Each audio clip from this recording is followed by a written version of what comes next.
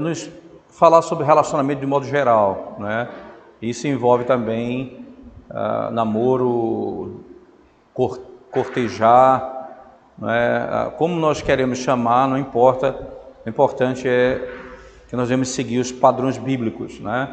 O que é que a Bíblia diz sobre o assunto. No último estudo nosso, a gente falou sobre o pecado e as consequências do pecado nos relacionamentos. Agora nós vamos falar sobre a redenção, não é? O relacionamento redimido em Cristo, e o que isso tem de novo para a vida daqueles que buscam relacionamentos, né? No caso, que planejam casar e estão vivendo uma vida dentro de um relacionamento com esse objetivo de casamento, tá certo? Então, é um princípio que hoje nós vamos começar a falar sobre a redenção em Cristo e os relacionamentos. O tema de hoje básico vai ser, não é, revestir-vos do amor. Seria revestir-nos do amor. Esse vai ser o nosso princípio geral. No próximo encontro a gente vai continuar falando sobre relacionamento redimido em Cristo, mas falando agora sobre as impressões digitais de Deus no relacionamento. Então, esse vai ser o tópico ainda dentro da redenção. O que é que nós aprendemos sobre o ser de Deus e a obra de Deus e os relacionamentos, tá certo? Esse vai ser o nosso tópico do nosso próximo encontro. Veja, irmãos, quando nós falamos em relacionamentos, né, amor, vamos chamar assim, quando nós falamos desse conceito de amor, muitas pessoas elas são desencorajadas, não é? E algumas chegam até o ponto de dizer: eu jogo a toalha, para mim não dá certo, isso é uma coisa que eu acho que vai funcionar, já passei por muitas dificuldades, acredito que não é alguma coisa que eu consiga estabelecer corretamente, né? E isso é comum, irmãos, mais do que você possa imaginar. Muitas pessoas temem iniciar um relacionamento devido às próprias fraquezas e os próprios pecados do indivíduo.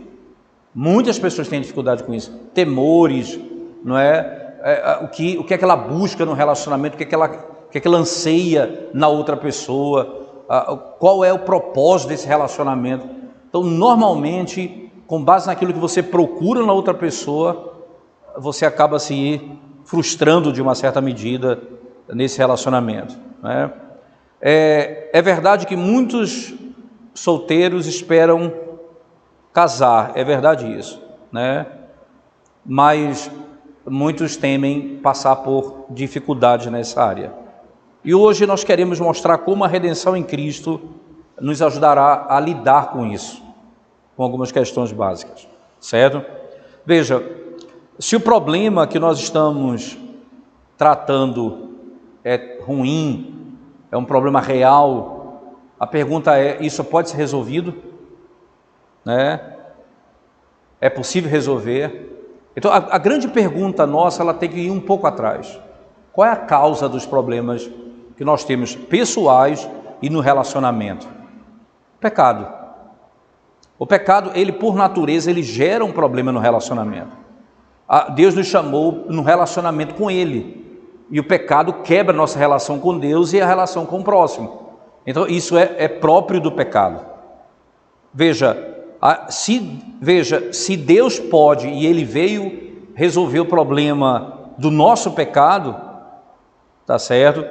E Ele veio fazer isso por meio da obra de Cristo, Jesus Cristo. Então, certamente, se o meu problema é pecado, se Cristo veio morrer pelo meu pecado e resolver essa grande a malignidade em mim, a solução para lidar com o relacionamento, eu preciso lidar com o meu pecado. E aí eu começo dizendo o seguinte: essa é a glória, irmãos, essa é a glória do cristianismo. Nós não fomos salvos apenas dos nossos pecados. mas nós somos salvos também para as bênçãos pelas quais Deus nos criou. Nós somos salvos dos pecados, nós somos libertos do pecado, mas nós somos salvos também para vivermos conforme, não é, aquilo que Deus estabeleceu na criação, que é o relacionamento entre nós e Ele e entre nós juntamente com Ele. Se esse foi o propósito da criação, a redenção veio para nos restaurar isso. E esse é um elemento que vai ser bem trabalhado aqui, se Deus quiser, nessa tarde. O que significa dizer, irmãos, que nós podemos compartilhar e podemos usufruir das bênçãos conjuntamente, como homem e como mulher. Podemos usufruir das bênçãos, tanto como homem, tanto quanto mulher. Essas são as boas novas para aqueles que têm dificuldade em relacionamento, aqueles que têm dificuldade com um namoro, com a ideia de cortejo, aqueles que imaginam que vão ter muita luta nessa área. Aqui está a solução, de fato, o Evangelho.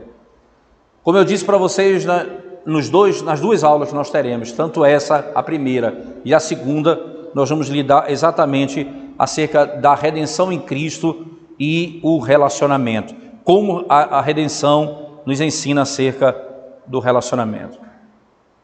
Agora, antes de nós adentrarmos, é importante nós entendermos o seguinte: nós vamos dividir a nossa aula hoje ao redor de 3 textos bíblicos, certo? O primeiro é o próprio texto da queda, lá no capítulo 3 de Gênesis. O segundo é o Salmo 16 e o outro, um texto de Paulo em Colossenses. Nós vamos analisar esse tema cercado por esses 3 textos, tá certo? O que é que esse texto tem para nos ensinar, tá certo? A Bíblia, e aqui é o ponto de partida nosso, a Bíblia é um porto seguro. A Bíblia provê ensino sólido na maneira como eu devo amar. A Bíblia é ensino sólido na maneira como eu devo amar. Mas a verdade é essa, irmãos: Deus nos deu mais do que um conselho. Ele nos redimiu e na redenção Ele nos deu o poder para amar como Ele designou. Tanto é que essa linguagem bíblica no Novo Testamento, nós amamos porque Ele nos amou primeiro. A redenção nos concede a graça de amarmos como Ele amou. O seu amor é tão grande que Ele nos capacita a amar, assim como Cristo amou a igreja. Assim como Cristo amou a igreja. Vamos começar então com esse primeiro ponto, analisando um texto do Antigo Testamento, mas antes de lermos, o princípio preste atenção nisso: Deus primeiro. Então esse é o nosso tópico agora, Deus primeiro. Você sabe qual é o nosso maior problema, irmãos? Nosso maior problema, e que nós esquecemos disso, é que nós somos alienados de Deus e da maneira como Ele nos ordenou viver. Esse é o fundamento, esse é o âmago do pecado. Esse é o âmago do pecado. Tudo o que você vê na sua vida além disso, na realidade, isso é sintoma desse problema crucial. Qual o problema crucial, irmãos? Nós somos alienados de Deus e do caminho que Ele estabeleceu para nós vivermos. Por isso, então, a redenção, ela começa restaurando-nos para um relacionamento com Deus. E muitas vezes nós pensamos que o maior problema nosso é o relacionamento com o outro. Mas a primeira grande restauração é a nossa relação com Deus. Gênesis 3 terminou, não é? Ele concluiu, não é? E quando ele terminou, veja só, foi estabelecida uma esperança para os nossos primeiros pais. Deus prometeu um Salvador. Quando Adão e Eva, veja só, confiaram na sua palavra, Deus proveu para eles Jesus Cristo. Preste atenção, ali no momento que eles pecaram, Adão e Eva caíram, no mesmo instante que a queda foi ordenada e ela se estabeleceu na história da humanidade, o Senhor levanta Cristo naquela promessa, dizendo: porém inimizade entre, aí ele fala, a descendência da serpente e da mulher, e que isso levaria o nascimento do seu filho e a morte dele, e a destruição de Satanás na morte do seu próprio filho. Então, Adão e Eva creram no Senhor Jesus Cristo e foram salvos. O que Cristo fez?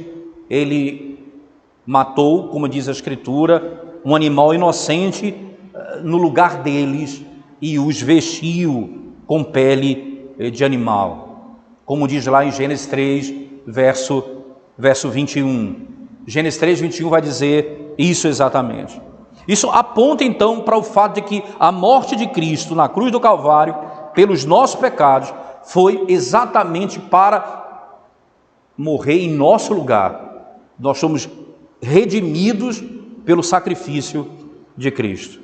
Então, quando nós confiamos em Cristo Jesus, os nossos pecados são perdoados e nós somos vestidos com a perfeita justiça diante de Deus, justiça de Deus em Cristo Jesus. Aqui está a primeiro grande princípio: Deus primeiro. Aqui, irmãos, é onde um amor redimido começa. Exatamente aqui. Aqui onde um amor redimido começa, entre um homem e uma mulher. O problema surgiu do pecado e as soluções elas vão fluir do remédio de Deus contra o pecado. Exatamente aqui. Somente na cruz de Cristo pode um relacionamento ser redimido da culpa e do poder do pecado. Somente isso, irmão, seria suficiente e abundantemente claro de que o cristianismo, de que um cristão não tem nenhum negócio em se relacionar com alguém que não crê no mesmo Cristo e na mesma fé. Se o meu primeiro problema é resolvido apenas na cruz do Calvário, e esse é o maior de todos os problemas, é inadmissível imaginar um cristão namorando com alguém que não teme ao seu Senhor. O relacionamento entre um cristão e um incrédulo, ele não tem poder para usufruir das bênçãos da obra redentora de Cristo. Por uma simples razão, irmãos, porque é baseado em rebelião, incredulidade, ao invés de fé e palavra de Deus. Ao invés de fé e palavra de Deus. Nós temos diante de nós uma restrição dada pelo Senhor para nos preservar, para que possamos usufruir das bênçãos de Deus. Nós não devemos desobedecer a Deus para que não tenhamos como usufruir das bênçãos do próprio Deus. As bênçãos que nós esperamos, elas vêm da parte de Deus e de Deus somente. Por isso nós devemos começar com obediência à sua palavra. Não comece um relacionamento sem primeiramente fundamentar os seus passos aqui. Obediência à palavra de Deus. Somente um relacionamento onde ambos os parceiros, aqui no caso, ambas as partes, tanto a moça como o rapaz, se eles não são cristãos, irmãos, se o seu relacionamento não é com alguém que é cristão, não terminará com o amor que Deus determinou que vocês amassem um ao outro. Veja, nós amamos porque Ele nos amou primeiro. Eu só vou poder amar dessa maneira se eu entender e crer que Cristo morreu por mim, como manifestação clara do amor de Deus para conosco. Um relacionamento redimido começa com o homem e a mulher individualmente, vindo a Deus, voltando-se a Ele como seu Senhor e Salvador. Aqui começa um relacionamento redimido. Não começa na união entre duas pessoas, mas na nossa restauração com Deus. É aqui que começa tudo. Enquanto o pecado buscou destronar Deus, a redenção nos submete a Ele e busca a sua glória em todas as coisas. Voltar-se do pecado para Deus significa que, em última instância, nós buscamos a nossa satisfação nele. E esse é um ponto central. Eu não busco a satisfação no outro, eu busco nele, em Deus, na pessoa de Cristo. E nós podemos então reconhecer e completamente confiar nele, que ele vai nos preencher e satisfazer a alma, à parte de qualquer pessoa. Eu não preciso de uma outra pessoa para ser cheio da graça de Deus, para ser cheio do Senhor e para ser pleno no Senhor. Eu não preciso de outra pessoa. Esse é o grande ponto e é fundamental isso. Eu me refiro aqui a um relacionamento como namoro ou cortejo, tá certo? Significa dizer, irmãos, que eu faço de Deus o meu Deus.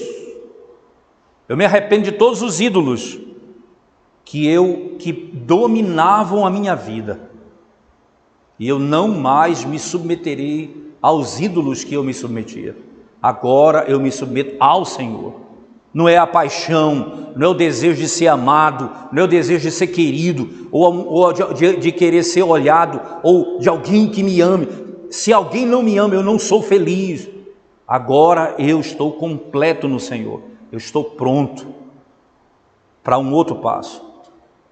E aí eu venho para o outro texto. Depois de sairmos rapidamente de Gênesis 3, nós vamos para o Salmo 16. Eu queria que você abrisse sua Bíblia lá comigo. Salmo 16. E perceba, irmãos, como esse Salmo 16, ele é uma porção extraordinária das Escrituras, especialmente para os cristãos que estão lutando para encontrar toda a sua satisfação em Deus. É aqui que o texto nos ajuda. Preste atenção, aqui o rei Davi, irmãos, nos leva por um caminho muito intrigante. Começa com a fé e nos conduz ao prazer de estar no Senhor. O texto começa na fé, naquilo que ele crê, e ele é conduzido para ter alegria apenas no Senhor. Como é que o Salmo 16 começa, irmãos? Abra sua Bíblia comigo, o Salmo 16, você vai ver lá nos primeiros 2 versos. Preserva-me, ó Deus, pois em ti eu me refugio. Eu digo ao Senhor, tu és o meu Senhor. Eu não tenho nenhum outro bem à parte de ti. Veja a declaração de fé de Davi. Preserva-me, ó Deus, pois em ti eu me refugio. Eu digo ao Senhor, tu és o meu Senhor. Eu não tenho outro bem além de ti. Essa declaração é preciosa. Isto, irmãos, é o que significa confiar a nossa vida completamente a Deus. Eu me refugio nele, eu reconheço que ele e ele somente pode prover as bênçãos que eu desejo. Isso pode dizer também, embora nós possamos, embora nós venhamos a possuir muitas coisas que nós desejamos, sem Deus, eu nunca serei satisfeito. Eu posso possuir muitas coisas, mas sem Deus, eu nunca serei satisfeito. É o que o texto vai nos ensinar. Então, a partir dessa verdade, Davi vai aplicar essa declaração de fé à circunstância que ele vive. Ele vai usar as lentes, irmãos, para conquistar uma perspectiva correta sobre a sua vida. A perspectiva correta sobre a sua vida. Veja, por favor, nos versículos 3 a 4, só um momento, você vai ver lá o texto de Salmo 16, só um momento, por favor, versos 3 a 4, diz assim a palavra de Deus, 16, versos 3 a 4. Quanto aos santos que há na terra, são eles os notáveis, nos quais tenho todo o meu prazer. Muitas serão as penas dos que trocam o Senhor por outros deuses. Não oferecerei as suas libações de sangue, e os meus lábios não pronunciarão o seu nome. Os meus lábios não pronunciarão o seu nome.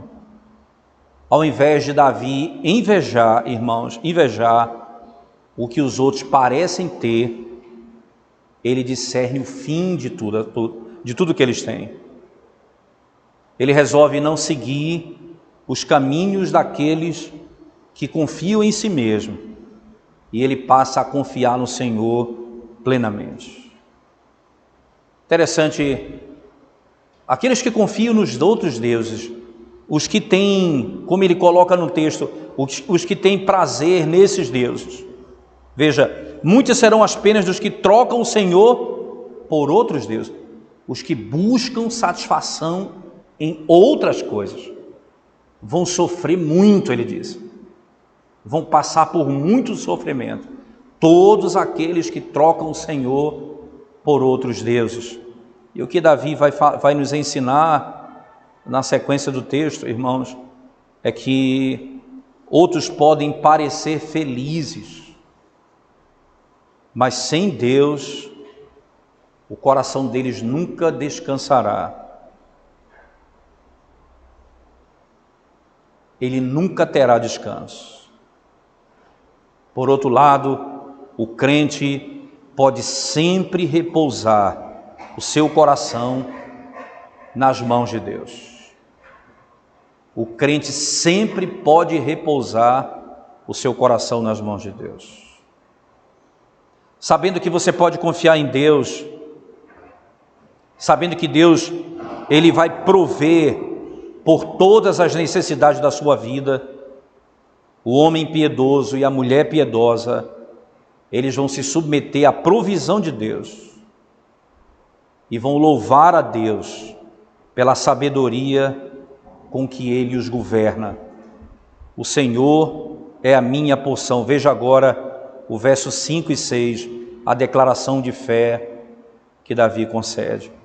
Versos 5 e 6, o Senhor é a porção da minha herança e o meu cálice.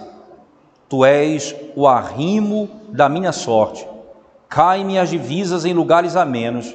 É muito linda a minha herança. É muito linda a minha herança. O crente sabe que tudo aquilo que lhe falta, tudo aquilo que ele tem e tudo aquilo que lhe falta nessa vida, vem do Senhor. Ele se deleita em conhecer e saber que Deus é sábio e que Deus é bom e que a porção dele é o próprio Deus. Em outras palavras, se o crente tem Deus, ele tem mais do que o necessário para viver. Davi não vai encontrar nos ídolos satisfação para o seu coração, mas especialmente, exclusivamente em Deus. Nos versos 1 a 6 do Salmo 16, ele nos mostra o caminho que começa com a fé, nos conduz através do discernimento para termos submissão à vontade de Deus e sabendo que Deus opera na nossa vida segundo a sua vontade e sabedoria. Você já encontrou esse caminho? Essa é a grande pergunta. É assim que você se relaciona com Deus? O Senhor é a porção da sua vida. O Senhor é a tua alegria. O Senhor é a tua esperança. O que é Deus para você? Esses versos, irmãos, contêm os segredos para a alegria e para a plenitude do cristão. O que vai seguir agora no Salmo 16 vai descrever como ele se submete a Deus e o que ele recebe da parte de Deus, o que ele recebe da parte de Deus em viver somente para Deus, tendo Deus como a sua única alegria, a sua parte, a sua herança e a sua porção. O que ele terá na vida? Veja o verso 7 comigo e o verso 8. Veja o que diz a Escritura, por favor. Ele diz assim: bendigo o Senhor que me aconselha, pois até durante a noite o meu coração me ensina. O Senhor tem sempre a minha presença, estando Ele à minha direita, não serei abalado. Estando Ele à minha direita, eu não serei abalado. Que bênção, irmãos! Como é interessante isso. Nós somos feitos para adorar a Deus. Foi esse o fim da nossa criação. Fomos criados para glorificar a Deus. A adoração nos leva à bênção seguinte. Qual é a bênção seguinte? É você se alegrar no Senhor. Essa é a lógica. Eu me alegro somente nele. E aí o verso 9 e verso 10 do mesmo Salmo 16 diz assim, veja as palavras do salmista: alegra-se, pois, o meu coração e o meu espírito exulta, até o meu corpo repousará seguro, pois não deixarás a minha alma na morte, nem permitirás que o teu santo veja corrupção. A alegria é o Senhor. O meu coração se alegra, o meu ser inteiro se regozija. De onde vem a alegria, irmão? De onde vem o regozijo? De onde vem o prazer? Senão através de uma vida de adoração e através de uma vida que descansa no Senhor. Porque a vida que adora a Deus e descansa em Deus, ela vai ver o cumprimento daquilo que Davi vai expressar no verso 11, que talvez seja o ápice de toda essa narrativa, todo esse saltério. Tu me farás ver os caminhos da vida, na tua presença a plenitude de alegria, na tua destra delícias perpetuamente. Alegria vem através da vida de adoração. Tu és a minha alegria, na tua presença a plenitude de alegria. Preste atenção nesse caminho, irmãos. Primeiro eu creio, eu confio nele, literalmente.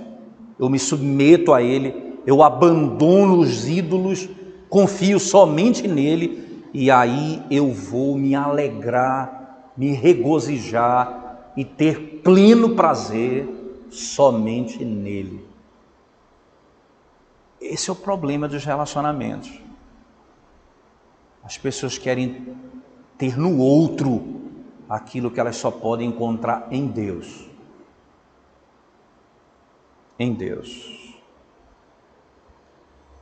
A lição que todos nós precisamos aprender, irmãos, é que nós devemos gastar, não é? E devemos cuidar para compreender isso em toda a nossa caminhada para viver assim. Isso nos ensina a primeira lição para o nosso relacionamento, a saber que Deus é o único que deve ser adorado e que adorando a Ele somente, nós encontraremos alegria e satisfação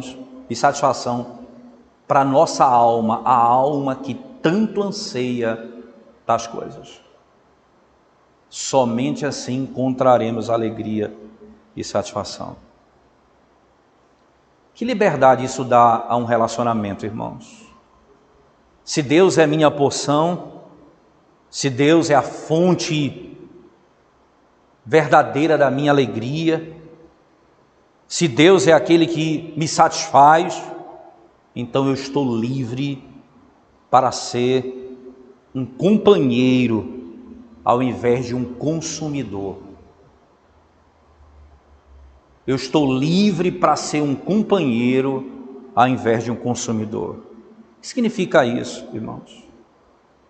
Porque aquilo que eu recebo de Deus, eu posso dar a outra pessoa, ao invés de sempre demandar das pessoas alguma coisa. Aquilo que eu recebo, eu dou, ao invés de sempre demandar das pessoas alguma coisa.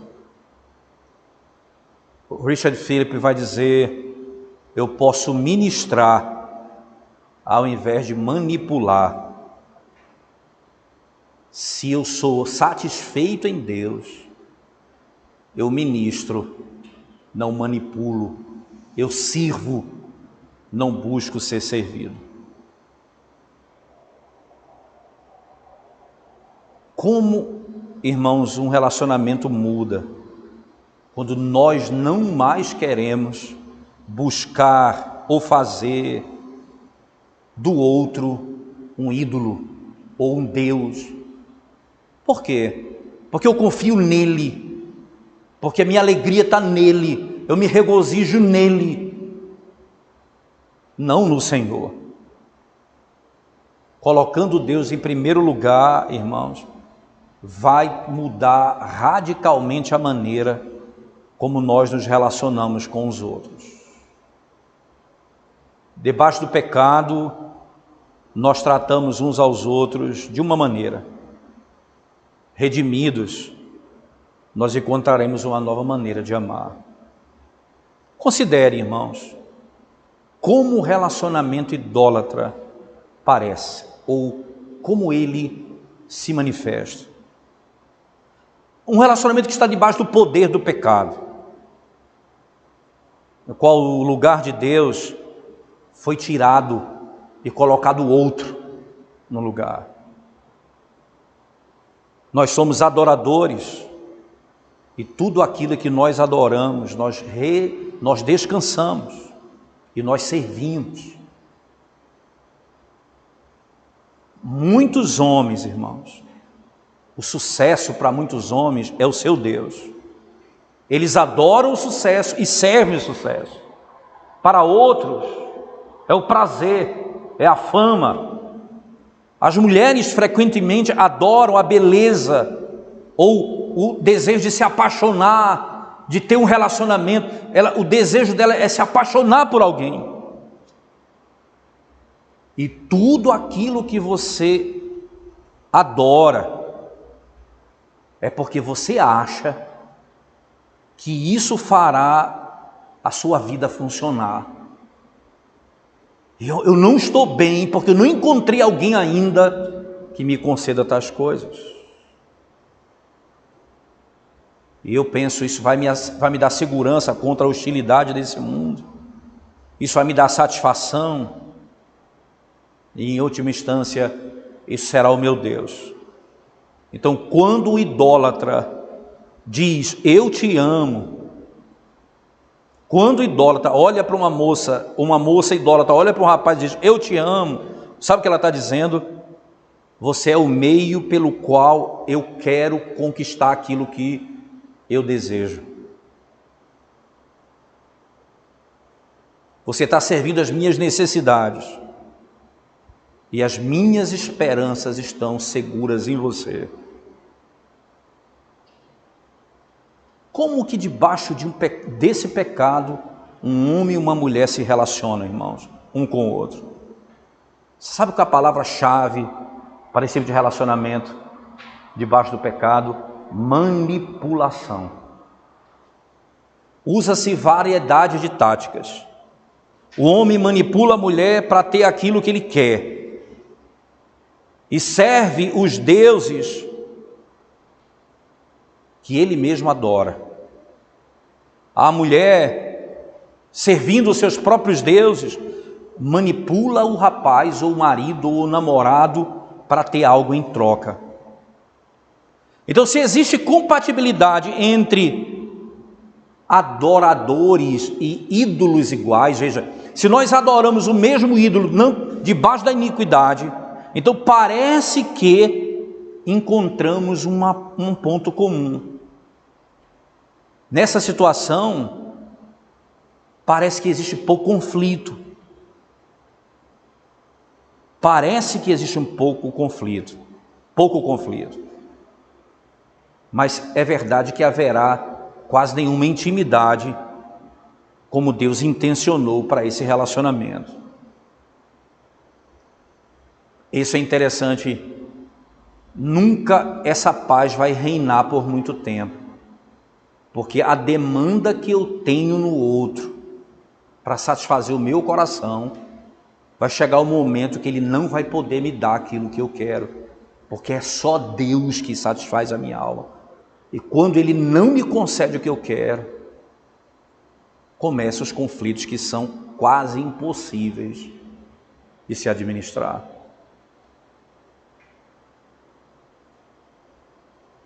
Se os ídolos que eles adoram, tanto o rapaz quanto a moça, não são compatíveis, você tem conflito e grande miséria.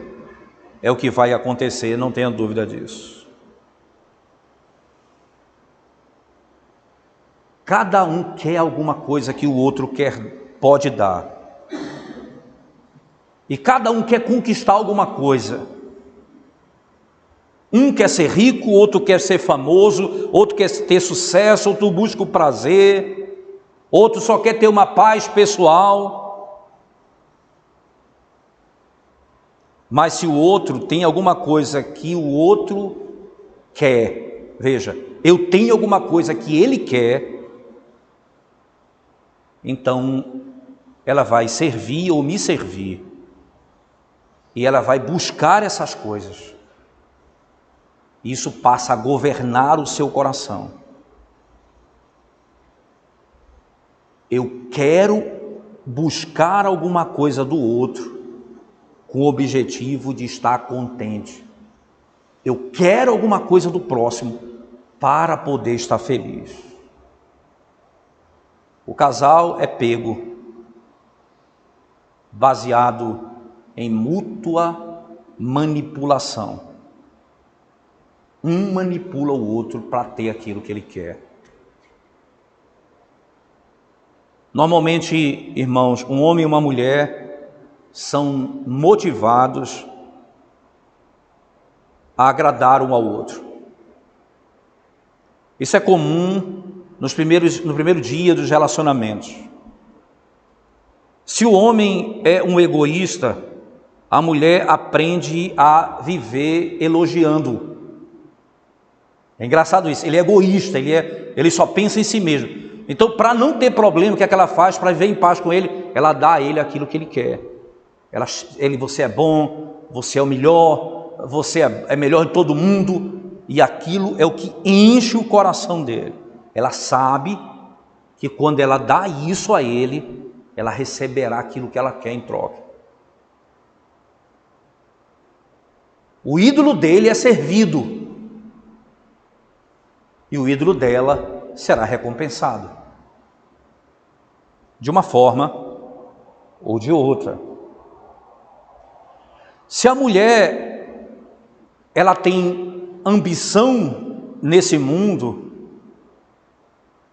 e é engraçado isso, né? E melhor dizendo, né? Se a mulher, ela imagina o seguinte, ela acha que a melhor coisa que ela gostaria de ter nessa vida que ela gostaria de ver no outro é competência. Então, ela olha para o outro e diz, eu quero ver nele competência no que ele faz.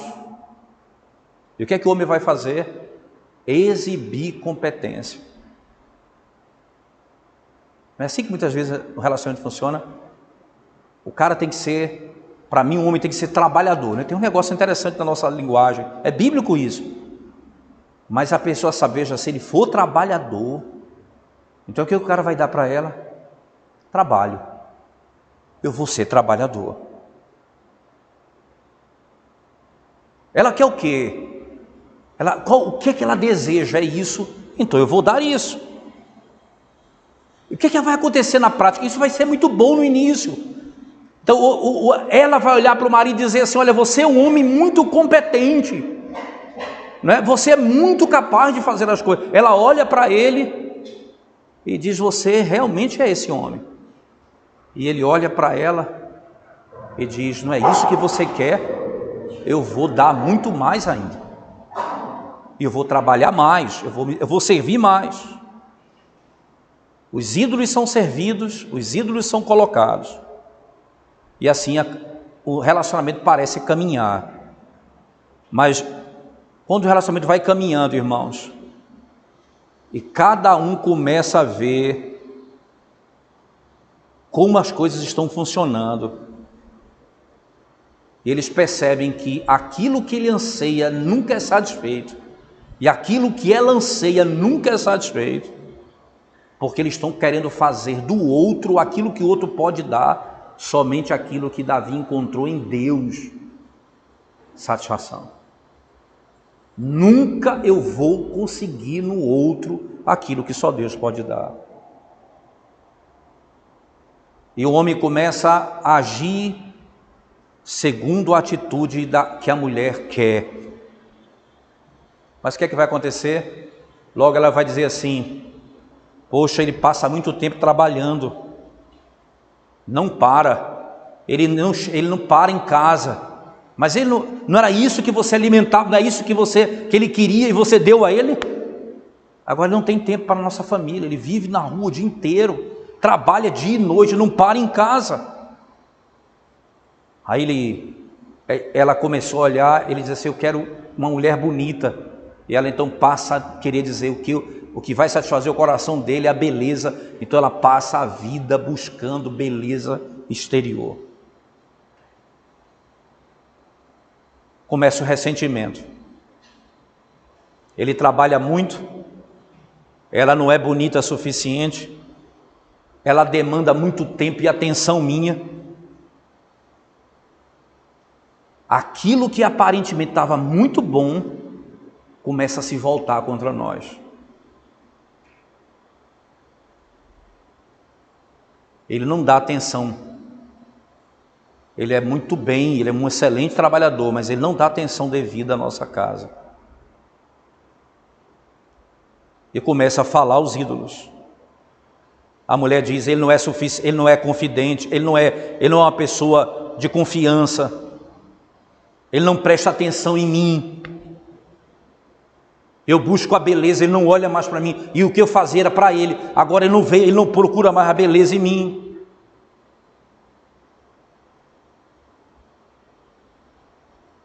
E agora, irmãos, quando parece que os nossos desejos foram satisfeitos, parece que aquele amor que nós tanto buscávamos não existe mais. Porque como nós dizemos, eu não o amo mais, eu não quero mais viver com ele. Sabe por quê? Porque o que eu quero do outro é aquilo que só Deus pode me conceder.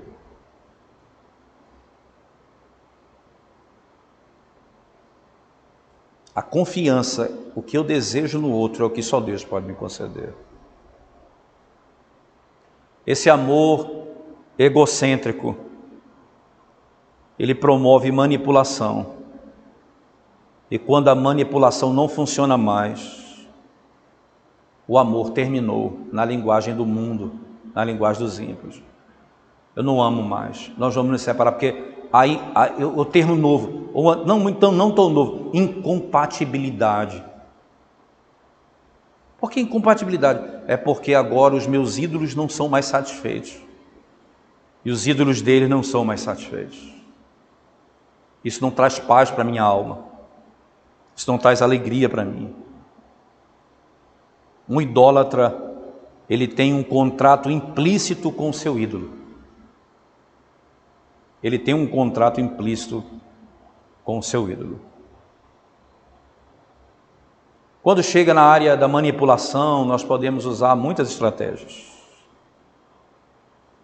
Imagina, irmãos, um homem que adora prazer. Ele pode bajular a sua namorada para obter dela sexo ilícito. Então ele é atento, ele é crítico, ele sempre está presente, ele fala coisas bonitas, ele é educado, mas o que ele quer é satisfazer o coração dele. Ele chega a dizer: nosso relacionamento está em risco se aquilo que eu quero não for concedido. Ele não quer um compromisso, mas ele quer prazer. E ele vai usar até aquilo que parece compromisso para satisfazer o seu prazer. E aí ele segura a isca até o quanto ele pode. Que essa isca parece compromisso para obter aquilo que ele tanto deseja.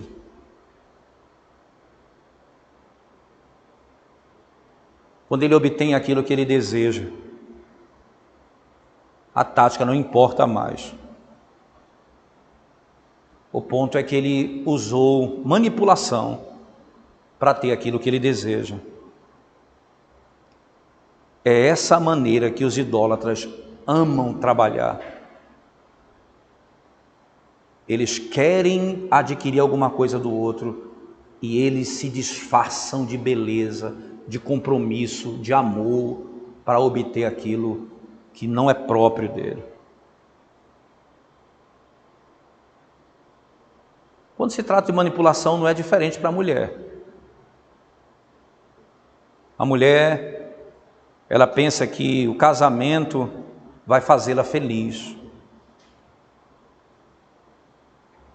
Quando ela adora o falso Deus, irmãos, de acreditar que possuir um homem ou ter um marido é tudo que ela precisa, ela espera ser abençoada por isso. Então ela vai manipular. Às vezes ela vai oferecer a ele prazer sexual, ou até mesmo ela vai segurar para não fazer. Tudo isso não porque ela teme a Deus, mas como um meio de mantê-lo próximo. Ela pode se queixar do ego dele, da maneira como ele se olha. O jogo está sendo jogado. A estratégia é apenas manipulação. O objetivo é apenas colocar o homem no lugar do seu ídolo, para que ela possa ter paz.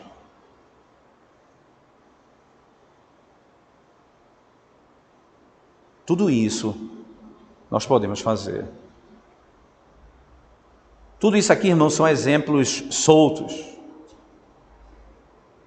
Os ídolos das mulheres, frequentemente, irmãos, são orientados por relacionamentos. Ela deseja possuir o marido, e essa é a chave para a felicidade dela. Não importa qual seja o seu motivo. Se o Salmo 16 não é o ponto de partida para você imaginar ter alguém, e Deus não é a tua porção, a tua paz, a tua alegria, o teu conforto, você não vai poder servir a outra pessoa. Só que no final das contas, irmãos, o que eles vão encontrar é conflito sem fim. O descanso e a paz nunca vêm. É o paraíso dos tolos. Pois pecado e idolatria nunca verdadeiramente vão produzir a harmonia, mas sempre conflito.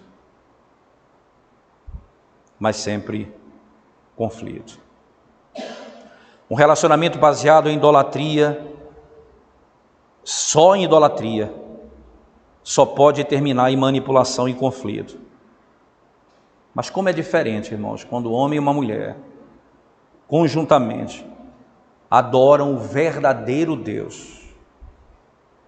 Essa é a compatibilidade não baseada em sentido idólatra, pelo contrário, mas no verdadeiro Deus. É a união que confia no Deus que dá, ao invés de tirar, que salva e abençoa seu povo. Jesus disse: o Filho do Homem veio não para ser servido, mas para servir. É o relacionamento em Cristo que busca não ser servido pelo outro, mas servir ao outro. Eu só posso servir, irmãos,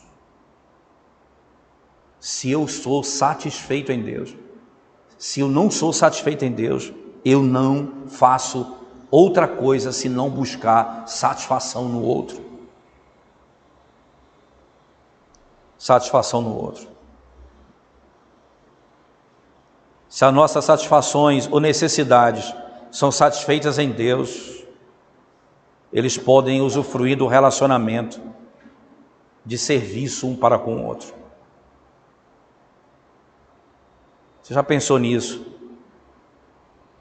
Essa é a dinâmica que vai distinguir um relacionamento piedoso e saudável de um relacionamento mundano, de um relacionamento idólatra. A manipulação, ela sai e entra o ministério, o serviço. Qual é os 2 grandes mandamentos do Senhor? Amar a Deus acima de todas as coisas e ao próximo como a nós mesmos. Esse é o grande princípio. E com isso a gente vai para o último texto, que é bem rápido, e aí concluímos Colossenses 3, versos 12 a 17. Colossenses 3, verso 12 a 17.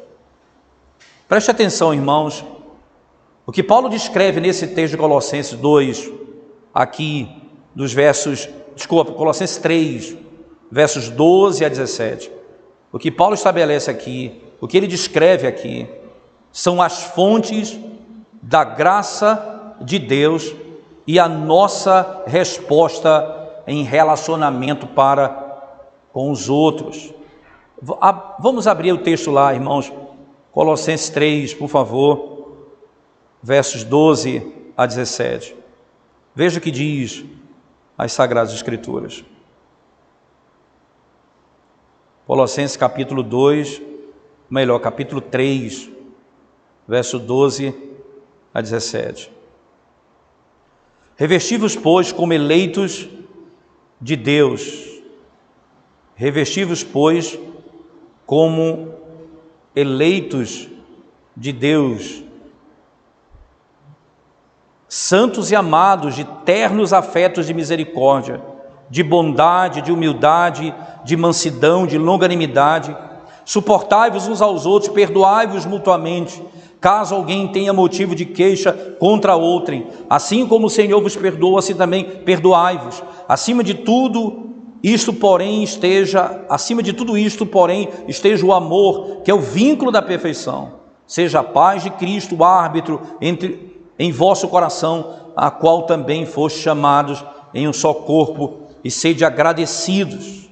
Habite ricamente em vós a palavra de Cristo, instruí-vos e aconselhai-vos mutuamente em toda a sabedoria, louvando a Deus com salmos e hinos e cânticos espirituais, com gratidão em vosso coração, e tudo o que fizerdes, seja em palavras, seja em ação, fazei-o em nome do Senhor Jesus, dando por ele graças a Deus, ao Deus Pai. Aqui, no primeiro momento, nós vamos nos revestir do amor dele. Como eu devo pensar acerca do ministério, irmãos, para com o outro? Essa passagem, ela é riquíssima e nos encoraja nesse sentido. Primeiro, é a obra de Deus por nós. Ele nos escolheu para sermos seu povo. Esse é o grande ponto. Primeiro, o que Deus fez por nós, ele nos redimiu. Essa é a obra gloriosa estabelecida pelo nosso Senhor. Mas agora veja ainda, irmãos, na sequência desse trecho, do texto, quando no verso 13 nós somos lembrados, nas palavras do próprio apóstolo, em dizer a seguinte verdade ao povo de Deus, assim: suportai-vos uns aos outros, perdoai-vos mutuamente, caso alguém tenha motivo de queixa contra outro, assim como o Senhor vos perdoou. Ora, aquilo que aconteceu comigo, eu fui salvo pela graça, eu recebi do Senhor a misericórdia, eu fui eleito por Ele. O que eu faço? Eu faço o que Ele fez por mim. Você percebe? A graça que me foi concedida produz ministério, serviço. Eu perdoo como eu fui perdoado por Ele. É só assim que eu consigo servir ao outro. Eu não tenho outra maneira de servir se eu fizer ou tiver outro Deus ou ídolo no lugar do verdadeiro Deus. Por nós, irmãos, é a expressão usada no texto, e em nós também. O verso 15, Paulo fala da paz de Cristo dentro de nós. A paz que nos fala que o nosso futuro está seguro e que o nosso presente está pleno no amor de Deus. Quando a paz de Cristo governa nossos corações, como Paulo vai nos exortar na carta, então nós não mais devemos ser governados por motivos egoístas, por ira, por inveja ou por ressentimento. Isso dá lugar aqui, irmãos, à graça da gratidão. A obra de Deus em nós nos deixa marca de gratidão. As bênçãos que nós recebemos, nós concedemos. No verso 16, Paulo diz: a palavra de Cristo habite ricamente em vós. Essas fontes combinam claramente para nos capacitar a amar como Ele nos amou.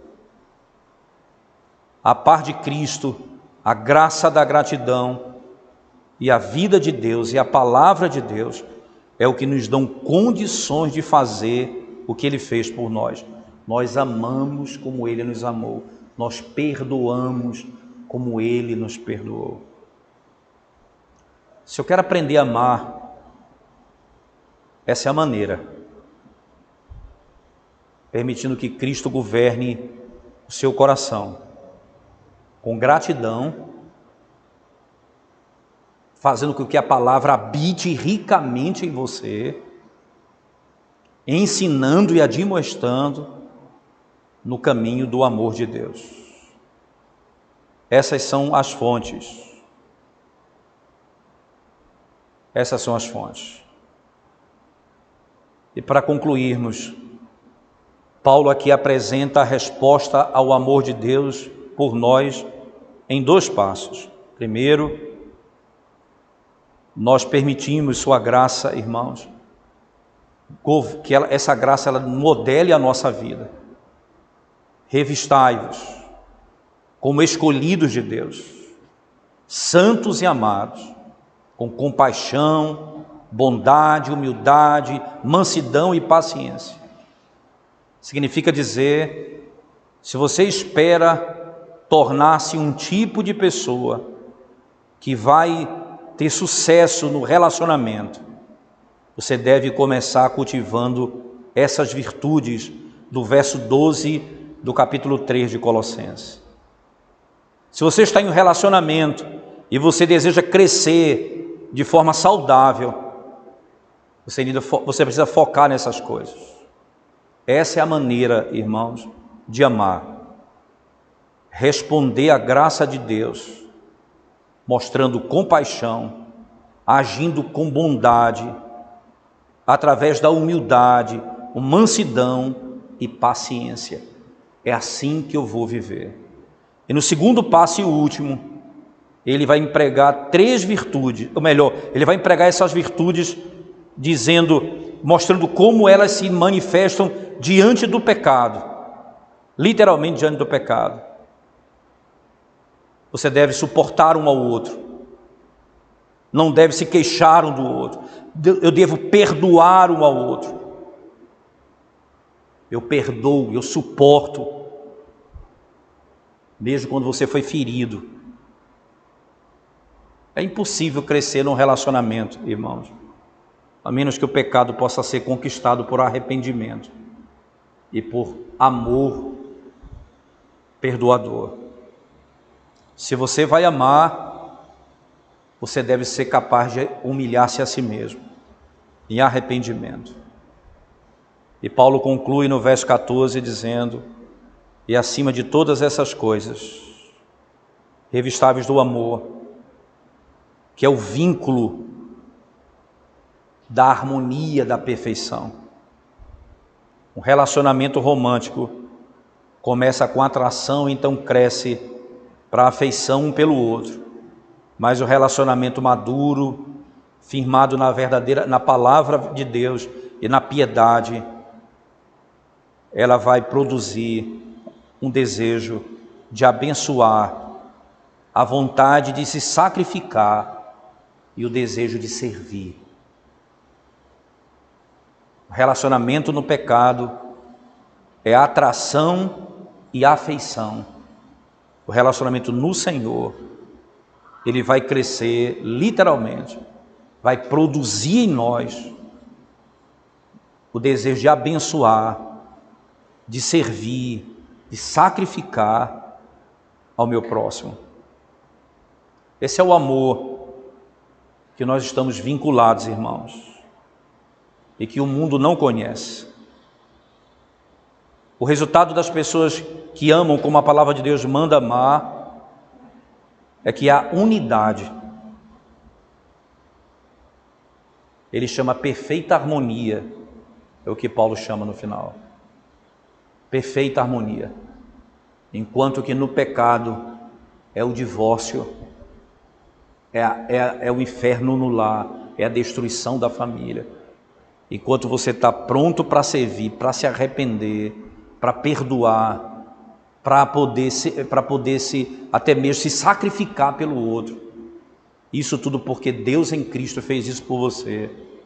Você está pronto para manter um relacionamento por outro padrão.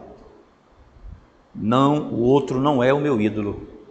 O outro não é a minha paz, não é a minha satisfação, não é a minha segurança.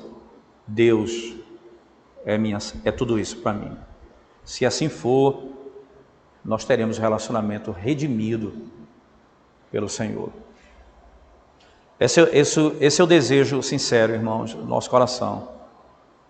Que Deus, na sua misericórdia, possa nos ajudar a pensar nesses três textos.